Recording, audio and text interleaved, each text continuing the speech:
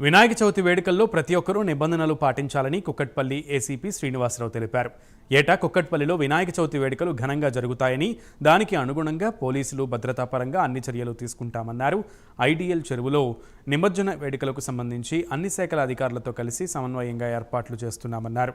ఇక ఈ నవరాత్రి వేడుకలు ప్రతి ఒక్కరూ నిబద్ధతతో జరుపుకోవాలని, అదేవిధంగా పోలీసులకు సహకరించాలని సూచించారు. కుక్కట్పల్లి ఏసీపీ పరిధిలో ప్రతి మండపాన్ని జియో ట్యాగ్ చేసి మానిటరింగ్ చేసి గస్తీ నిర్వహిస్తామన్నారు. విగ్రహాన్ని పెట్టే ప్రతి ఒక్కరూ ఆన్లైన్లో దరఖాస్తు చేసుకుని అనుమతి తీసుకోవాలని సూచించారు. ఈసారి కూడా ఎట్టి పరిస్థితుల్లో డీజే అనుమతించబోమని చెప్పారు. పిఎస్ ఆర్గనైజర్ మీటింగ్ పెట్టుకున్నాము. మేము ట్రాఫిక్ డిపార్ట్మెంట్ కలిసి ఈ మీటింగ్ను ఆర్గనైజ్ చేశాము.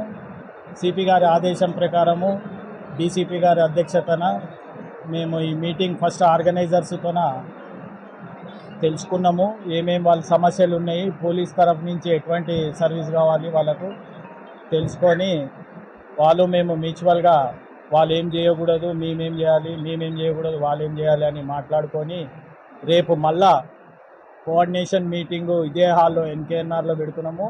ఆల్ డిపార్ట్మెంట్స్తో ప్లస్ డివిజన్ లెవెల్లో ఆర్గనైజింగ్ కమిటీసు, ఈ గణేష్ ఉత్సవ కమిటీ వాళ్ళు, మిగతా ఆర్గనైజర్స్ అంతా అటెండ్ కావాలి.